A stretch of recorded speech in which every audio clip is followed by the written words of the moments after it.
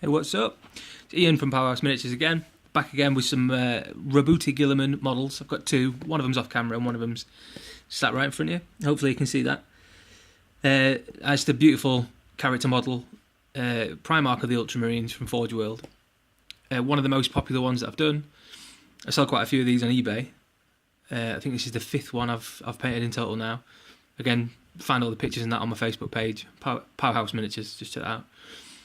There's so much detail. It's just there's something about it. I think with the Ultramarines being a really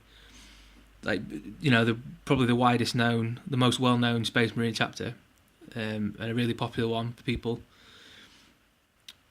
And obviously the Betrayal at Calth set as well got the Ultramarine models. There's some of the Legion models in there. So yeah, just loads and loads of fun. See, I think it's the fifth one, maybe the fourth one. I'm not sure, but I painted quite a few now. Using like a marble effect on the base and stuff like that.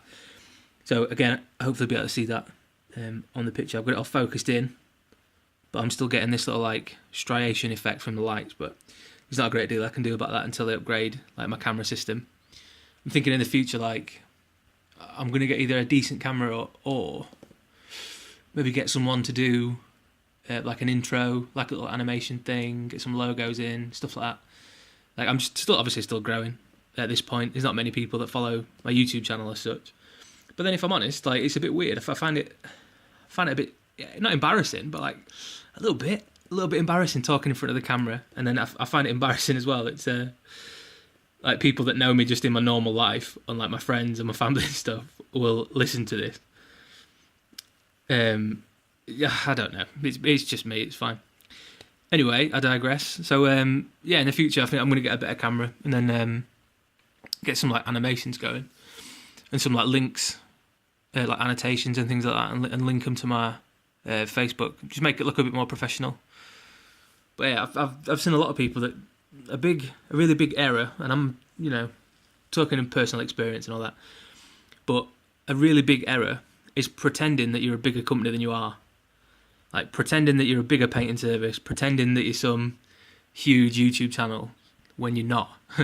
Because it's very obvious that you're not, and it's not genuine. It's just disingenuous to pretend that you're this big. Like, there's nothing wrong with starting out a business. Nothing wrong whatsoever. Like, I set up my commission painting business with no money, and it's like one of those, I suppose, inspirational stories where I was like, I really needed money, I needed a job, so I sort of did something myself. Just became proactive and started hard working and all the rest, and that.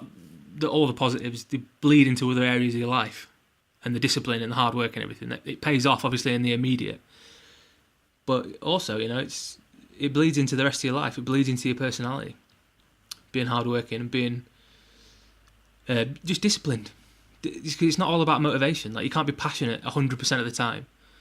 A lot of being self-employed or being, and again, I'm sorry if this sounds patronising or whatever, because it is a little bit, but a lot of it for me has been not just painting while I'm super pumped up, super passionate.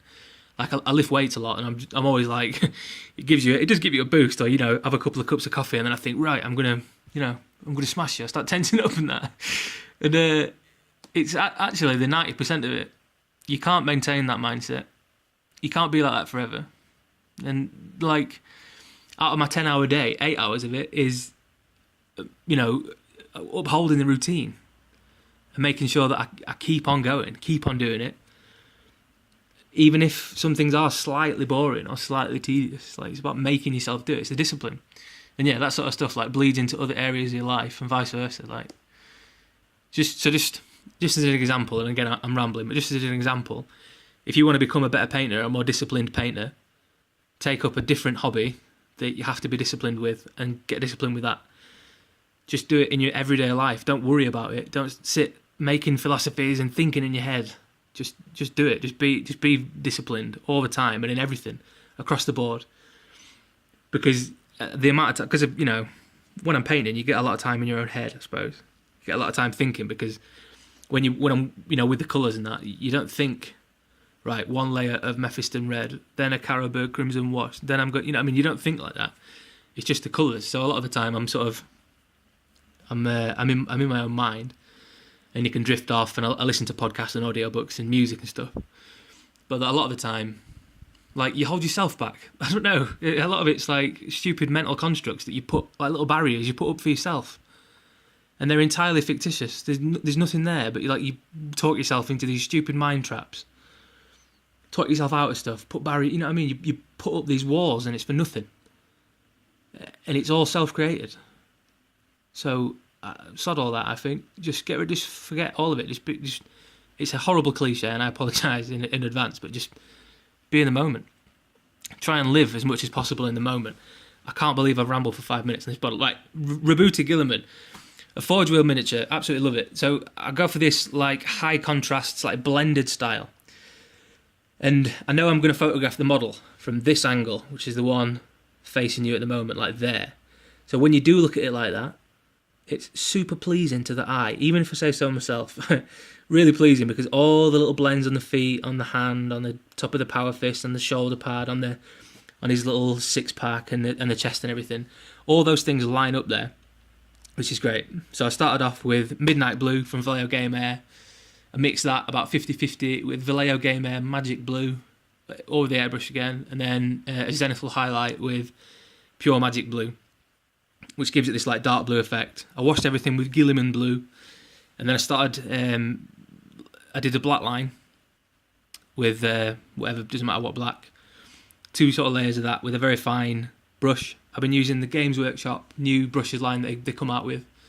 Really, really cool. Like the I forget what it's called. It's like a small layer brush, I think, the smallest one. It's like £3, $3.50 or something. It was cheap, but they're really good brushes that I've used for about a week so far. And bearing in mind, I use them several hours a day, sort of thing. So they're really, really good. I usually use Winsor & Newton Series 7 or the Series 7 miniature brushes, but they're very expensive. And like a Series 7 will cost you about £10.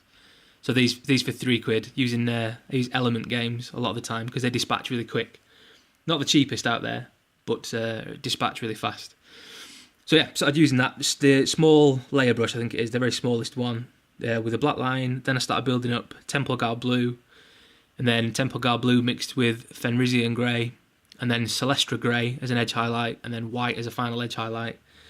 In between each layer, I did another wash of Guilliman Blue, the glaze from Games Workshop, and then the lighter colour, sort of, or the same colour again, and then the lighter colour over the top. It takes ages, but it's completely worth it. Like, I love this sort of style. I really, really wish that I could...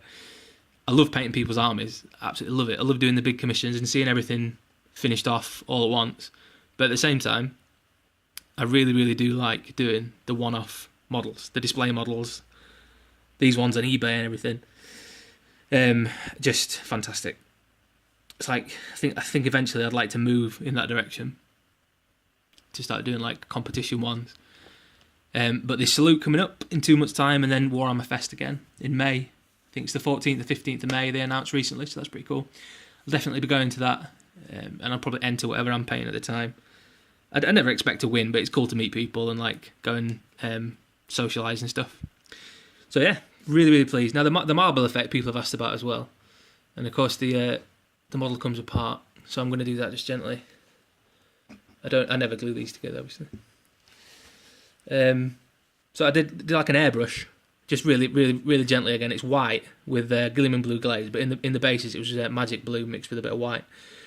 So I go through with like dark blue, which is Cantor blue this time, all in the same angle across the block, and then across where the block changes, this would theoretically be a different piece of marble or whatever.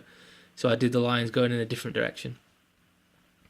So yeah, it's like a dark blue, and then white over the top.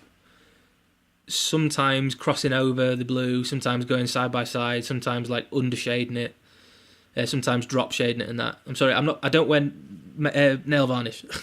I'm not a goth or anything. It's black primer. So yeah, like white in between all the bits, and then you make it sort of random, and like don't space it evenly, and make sure that the striations are a different sort of shape every time.